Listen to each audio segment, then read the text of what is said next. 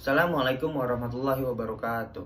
Yang terhormat kepada Miss Puri selaku dosen pengampu mata kuliah Public Speaking, serta teman-teman yang saya banggakan dan selalu mendapat keberkahan dari Tuhan Yang Maha Esa. Terima kasih telah memberikan saya kesempatan untuk berdiri di sini dan sama-sama kita semua di masa muda seperti saat ini untuk senantiasa terus berkembang di era globalisasi seperti saat ini. Saya akan menjelaskan tentang ageisme dan cara melawan ageisme sendiri. Diskriminasi usia atau ageisme adalah wujud diskriminasi terhadap individu atau kumpulan orang karena umur mereka.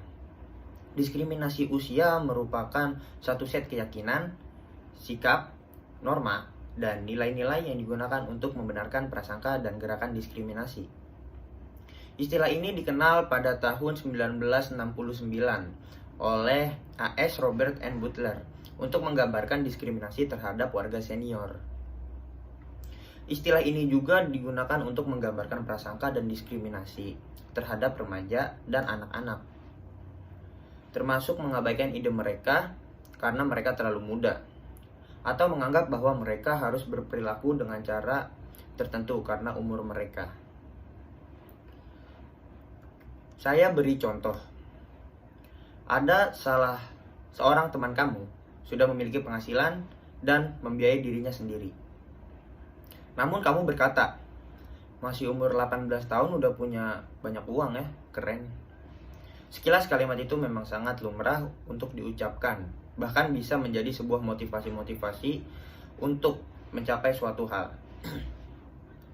Tolak ukur umur orang yang bisa menghasilkan uang dalam masyarakat adalah para orang dewasa atau produktif, sekitar usia 20-60 tahun. Begitu pula sebaliknya, jika orang dewasa belum menemukan pekerjaan pada usia matang. Saat melamar pekerjaan pun ada maksimal usia untuk bekerja.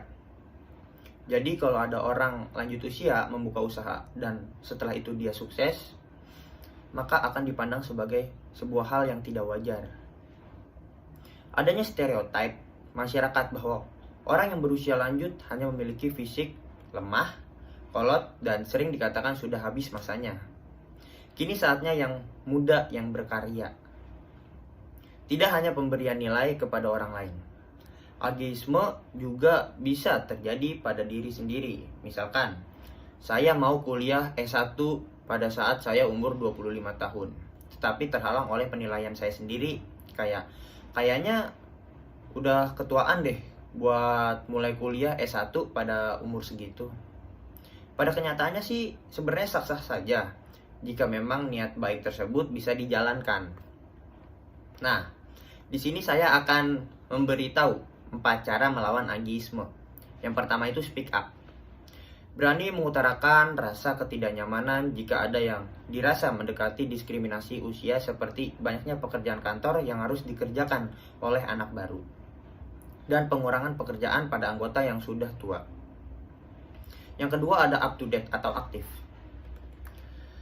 Selalu mengikuti tren atau berita terkini dalam semua aspek dan jangan malu untuk bergaul dengan rentan usia yang berbeda. Yang ketiga ada berpikiran terbuka. Untuk tidak berpikir secara monoton atau hanya mengikuti struktur dalam pola pikiran masyarakat. Yang keempat ada bersikap mandiri.